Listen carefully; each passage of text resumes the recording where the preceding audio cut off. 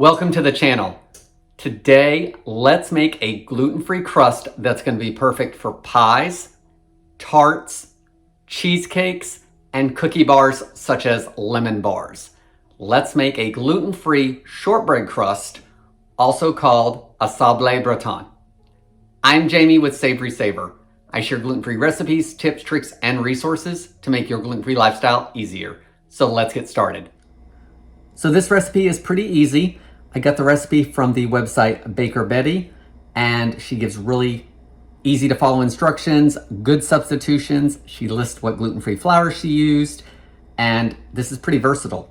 I've got an 8x8 or a 9x9 square pan here, and you can use it either one of those for it, or you can also do a 9-inch pie plate or a springform pan. So plenty of options for whatever recipe you're making. She recommends using either Bob's Red Mill 1-to-1 or cup for cup. I'm going to be using Bob's Red Mill in the recipe. She also says that you can remove 2 tablespoons of the flour and replace it with cocoa powder if you wanted a chocolate shortbread crust. So that's a good substitution as well. So I've got my pan lined with parchment paper. You could also spray it with whatever oil you like to use. So to a large bowl, I have 1 cup plus 2 tablespoons of gluten-free flour, Bob's Red Mill 1-to-1.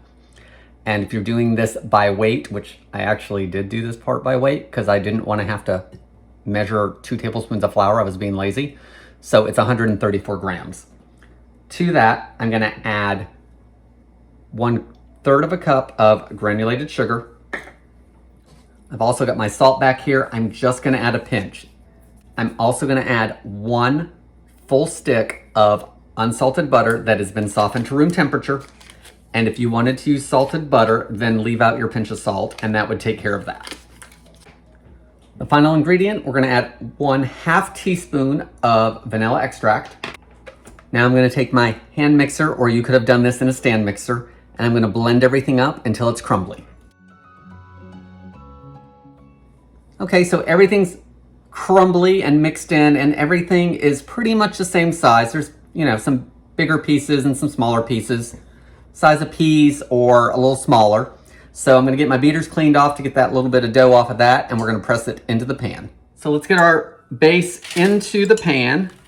All right, so I've leveled out the dough in there, and now I'm gonna take damp hands and pat everything down evenly into the pan.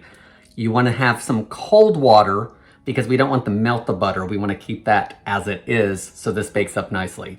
So run your hands under some cold water, leave them damp, and then press it into the pan.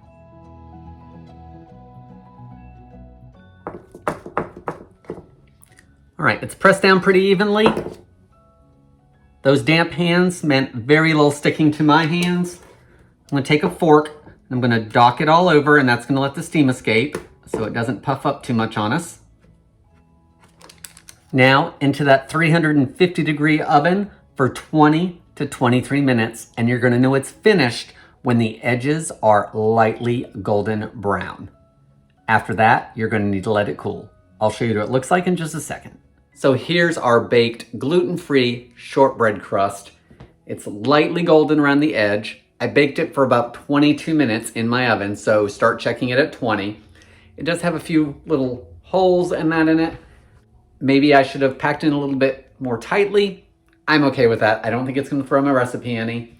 And in the middle, there's actually less gaps. So maybe just give it a little more packing around in general. In any case, let this cool and then use it with your favorite recipe. That's all I've got for today, guys. Please leave me any comments below. Thank you so much for watching, and I hope to see you in the next video.